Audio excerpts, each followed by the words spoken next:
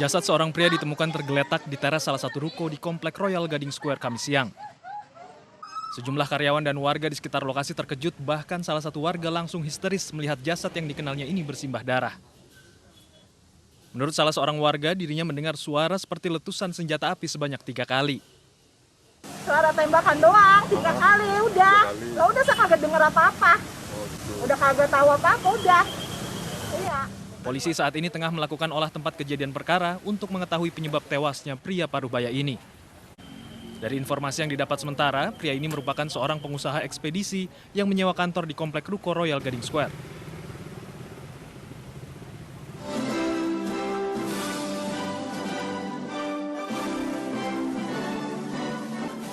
Dua politikus vokal dan kerap melontarkan kritik ke pemerintahan bertandang ke Istana Negara pagi tadi. Fahri Hamzah dan Fadlizon hadir di Istana Negara untuk menerima tanda kehormatan Bintang Mahaputra Nararya. Penghargaan Bintang Mahaputra Nararya diberikan kepada warga sipil yang dianggap berjasa. Penghargaan ini diberikan secara rutin dalam memperingati hari ulang tahun kemerdekaan Republik Indonesia. Presiden menyatakan pemberian penghargaan kepada Fadli dan Fahri sebagai bentuk demokrasi. Sementara, meski mendapat penghargaan, Fahri Hamzah menegaskan tidak akan berhenti mengkritik. Berlawanan dalam politik, kemudian berbeda dalam politik, ini bukan berarti kita ini bermusuhan dalam berbangsa dan bernegara. Ya inilah yang namanya negara demokrasi. Jadi saya berkawan baik dengan Pak Fahri Hamzah, berteman baik dengan Pak Fadlizon. Jadi ya, inilah Indonesia. Jadi kalau Presiden menghormati kritik, harusnya yang lain-lain juga menghormati kritik, kan kira-kira begitu. Jadi jangan setelah itu jadi kemudian saya berhenti mengkritik, saya akan terus mengkritik karena Presidennya sendiri menghargai kritik gitu. Fadli dan Fahri mendapatkan penghargaan karena dianggap berjasa saat menjabat sebagai wakil rakyat pada periode 2014 dan 2019. Kini hanya Fadlizon yang duduk sebagai wakil rakyat, sementara Fadli mencoba jalur politik lain melalui Partai Gelora. Tim Liputan iNews melaporkan.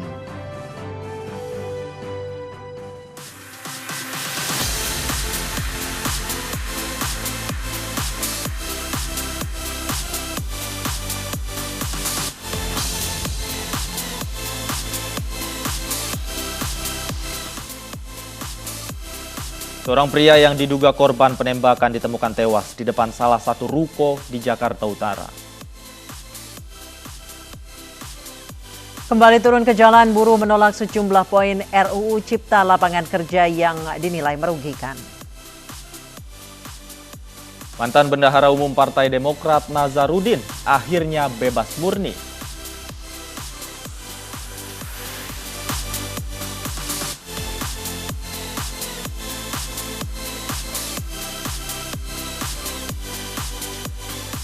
Selamat sore pemirsa, demikian tadi berita pilihan iNews sore akan menemani Anda selama 2 jam ke depan bersama saya Anissa Dasuki. Dan saya Davi Pratama. Pemirsa, kita awali iNews sore hari ini dengan informasi terkait respons Menko Polhukam Mahfud MD atas pro kontra penghargaan Bintang Mahaputra Nararya terhadap Fadlizon dan Fahri Hamzah.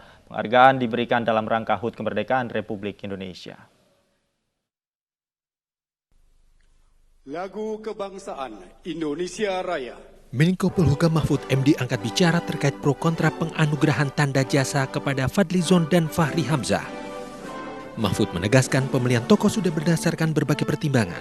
Salah satunya adalah pernah menjabat serta mengabdi sebagai wakil rakyat. Ukurannya jabatan itu dianggap sebagai jasa selama ini. Nah kalau kita tolak padahal yang sebelumnya sudah dikasih dan yang lain-lain dalam jabatan yang sama dikasih, itu kan tidak benar. Jadi ukurannya sejak tahun 2010 itu pemerintah menggunakan ukuran jabatan yang dipakai. Dan sekarang itu tidak bisa lagi misalnya kita ini tidak boleh, itu tidak boleh, kan ukurannya udah sama, kecuali misalnya pada saat diajukan itu sudah terlibat masalah hukum gitu. Jadi itu. Nah, pertimbangan-pertimbangan lain di luar jabatan itu prestasinya yang luar biasa. Tapi Pagi tadi Presiden Joko Widodo secara resmi memberikan penghargaan kepada 58 tokoh dan 22 diantaranya adalah tenaga medis yang gugur saat penanganan corona. Sejumlah keuntungan dari mendapatkan bintang kehormatan adalah mendapatkan kenaikan pangkat istimewa, pemberian uang, hingga berhak dimakamkan di Taman Makam Pahlawan. Tim Liputan iNews melaporkan. Seorang pria ditemukan tewas tergeletak di depan salah satu ruko di Komplek Royal Gading Square, Kelapa Gading, Jakarta Utara. Seorang saksi mengaku mendengar suara seperti tembakan sebanyak 3 kali sebelum jasad ditemukan tewas.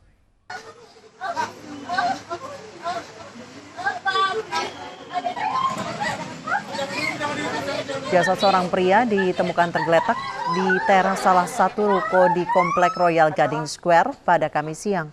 Sejumlah karyawan dan warga di sekitar lokasi terkejut. Korban merupakan pengusaha perkapalan.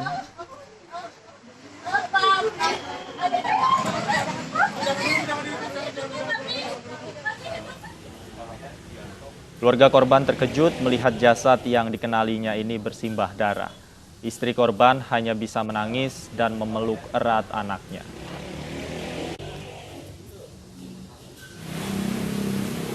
Polisi saat ini tengah menggelar olah tempat kejadian perkara untuk mengetahui penyebab tewasnya pria parubaya ini.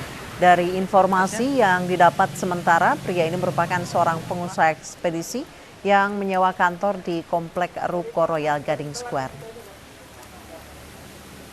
Suara tembakan doang, 3 kali udah. Lo udah saya kagak denger apa-apa. Udah kagak tahu apa-apa udah. Iya. Tapi pas tadi dengar suara tembakan, Ibu lagi ngapain? Bu? Saya lagi ngelayanin kopi. Oh, kaget. Kaget saya lagi ngelayanin kopi. Kenceng Bu suaranya? Kenceng udah itu doang. Tapi Ibu sempat curiga kalau itu suara tembakan atau petasan? Kagak, sekali ban pecah. Orang biasanya ban pecah itu di situ, tambal ban. Iya. Dan pemirsa, selengkapnya terkait penembakan seorang pengusaha sudah bergabung bersama kami melalui sambungan telepon Kapolres Metro Jakarta Utara Kombes Pol Budi Herdi Susianto. Selamat sore Pak Budi. Selamat sore Mbak Nisa. Pak Budi, sejauh ini dari hasil penyelidikan di tempat kejadian perkara, apa informasi terbaru yang bisa kami dapat Pak Budi?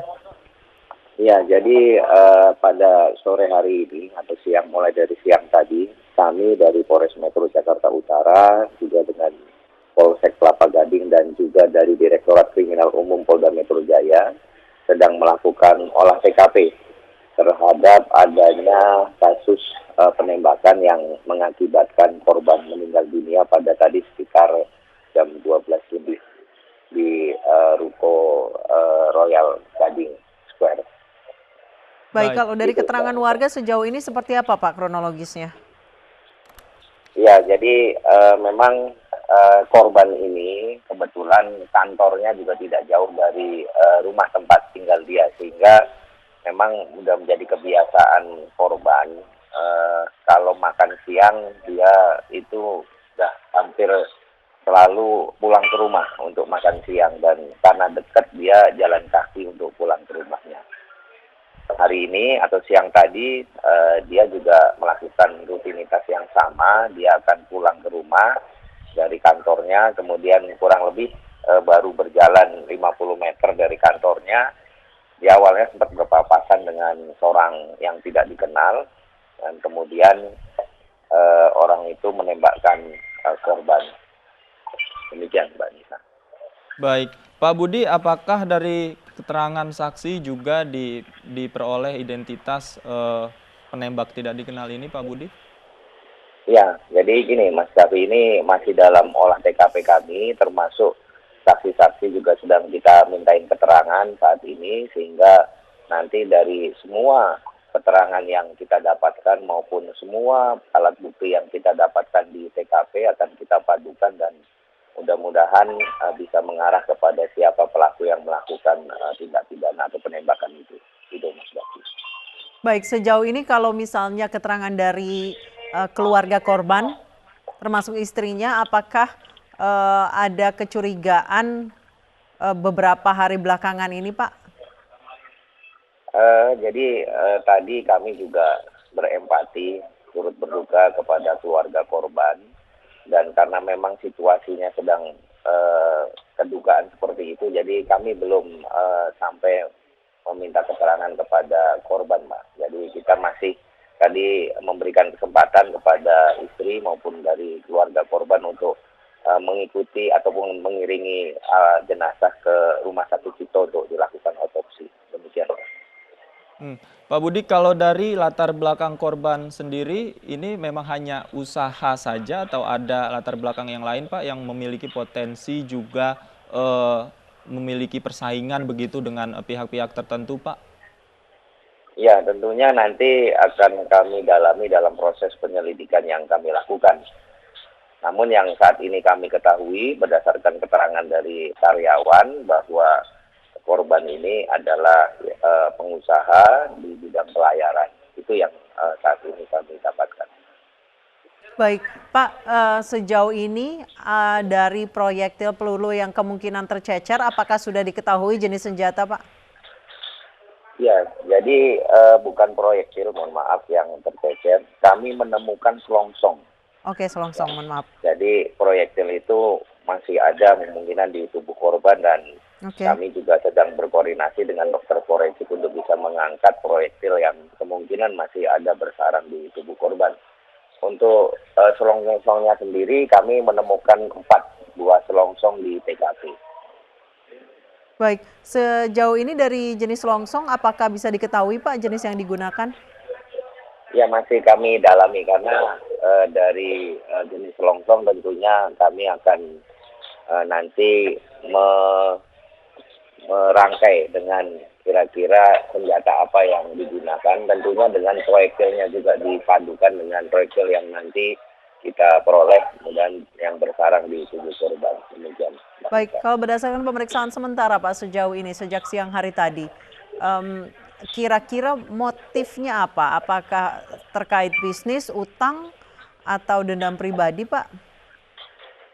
Terus terang kami masih melakukan olah TKP hingga saat ini. Tadi juga kami terima kasih sudah dibantu langsung di Reskrimkum juga datang ke TKP. Kita sama-sama melaksanakan olah TKP sehingga memang kita masih terus menggali terkait dengan pelaku dan nantinya juga tentunya kalau sudah dapat pelakunya kita juga dapat menggali motif apa yang menyebabkan peristiwa tersebut. Demikian. Baik, Pak Budi, dari keterangan mungkin sementara yang bisa didapatkan tadi pada saat kejadian, situasi di ruko sendiri seperti apa, Pak? Karena memang kejadiannya ini di jam-jam yang rata-rata ramai aktivitas, Pak. Ya, jadi kebetulan kalau kita gambarkan, ruko itu kan ruko semacam sebagian adalah ruko perkantoran. Kalaupun ada semacam apotek ataupun toko itu yang ada kaca di depannya. Sehingga kalau kita melihat situasi pada jam 12-an, itu memang tidak terlalu ramai di depannya. Tapi mungkin kalau di dalam ruko-rukonya sendiri, yaitu banyak orang maupun banyak karyawan yang di dalam. Baik, sejauh ini sudah ada berapa saksi mata yang diperiksa, Pak? Kami tadi sedang meminta keterangan kurang lebih 6 orang saksi. Baik itu dari karyawan korban, kemudian pihak security maupun saksi lain yang ada di sekitar TKP. Demikian. Baik, terima kasih Kombes Pol Budi Herdisusanto, Kapolres Jakarta Utara sudah bergabung bersama kami di Anju Sore. Kita tunggu perkembangan kasusnya seperti apa. Terima kasih Bapak, selamat sore. Pemirsa, ribuan buruh kembali berunjuk rasa di depan gedung DPR RI Senayan, Jakarta. Unjuk rasa untuk menolak sejumlah poin dalam rancangan Undang-Undang Cipta Lapangan Kerja yang dinilai merugikan. Mundur ke belakang kalau perlu. Kita sudah izin di sini. Itu masih datang. Ribuan buruh dari Konfederasi Serikat Buruh Seluruh Indonesia atau KSBSI kembali menggeruduk gedung DPR RI Senayan, Jakarta siang tadi. Aksi digelar untuk menolak sejumlah poin dalam rancangan Undang-Undang Cipta Lapangan Kerja yang dinilai merugikan mereka. Sejumlah poin yang tidak menguntungkan buruh diantaranya soal outsourcing atau sistem kerja kontrak, pesangon, upah minimum, dan lainnya. 10 orang perwakilan buruh kemudian diperkenankan masuk ke gedung DPR untuk menyerahkan draft pembahasan RUU Cipta Kerja yang telah dibahas secara triparti antara Apindo, Kadin, dan pemerintah. jabat mau nyalek aja datang ke kita. Harus merubah draft versi pemerintah yang sudah sampai di tangan DPR.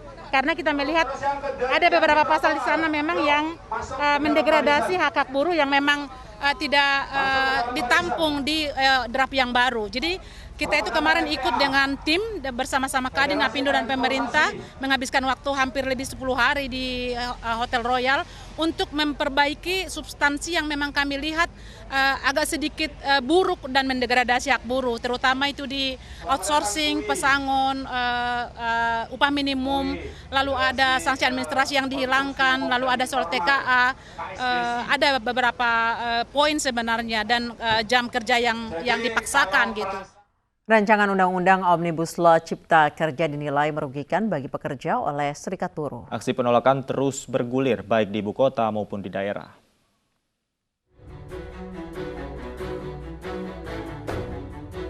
Gelombang penolakan rancangan Undang-Undang Omnibus Law Cipta Kerja terus bergulir, baik di ibu kota maupun daerah. Akhir Juli lalu, sejumlah kelompok buruh menggelar unjuk rasa di depan gedung DPR RI Jakarta. Mereka datang secara bergelombang, konvoi kendaraan dari kawasan kerja masing-masing. Demonstran menilai RUU Cipta Kerja merugikan para buruh dan tidak tepat jika dipaksakan untuk dibahas di tengah pandemi COVID-19.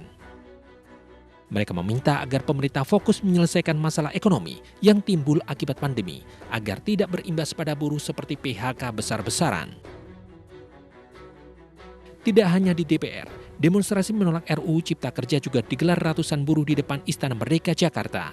Mereka meminta agar pemerintah menghentikan pembahasan RUU Cipta Kerja yang dinilai akan merugikan kesejahteraan buruh.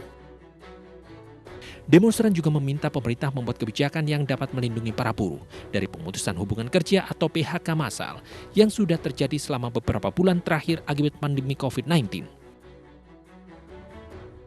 Penolakan buruh berdasarkan beberapa poin yang dinilai kontroversial dalam klaster ketenagakerjaan. Di antaranya rencana mengatur sistem upah per jam yang dikhawatirkan bisa menghilangkan sistem upah minimum. Jika pekerja kurang dari 40 jam, buruh berpotensi mendapatkan penghasilan di bawah upah minimum. Tidak hanya upah, buruh khawatir kehilangan pesangon saat pemutusan hubungan kerja bila aturan tersebut diubah menjadi tunjangan PHK. Selain itu, pasal dalam RUU Sapu Jagat yang mengatur tenaga kerja asing dinilai menjadi celah bagi TKA untuk masuk ke pasar kerja Indonesia. RUU Cipta Kerja juga dinilai akan menghilangkan sanksi pidana bagi perusahaan yang tidak memenuhi tanggung jawab pada pekerja, sehingga tidak akan memiliki efek jera atas tindakannya. RUU Omnibus Law Cipta Kerja kini sedang digodok pemerintah dan DPR. Selain itu, DPR juga sepakat membentuk tim kerja dengan sejumlah serikat buruh untuk membahas detail klaster ketenagakerjaan agar mendapatkan titik temu. Tim Liputan iNews melaporkan. Polisi menggelar rekonstruksi kasus suami bunuh istri yang disebabkan hanya karena uang Rp20.000. Informasi selengkapnya akan kami hadirkan usai jeda berikut, tetap di iNews Sore.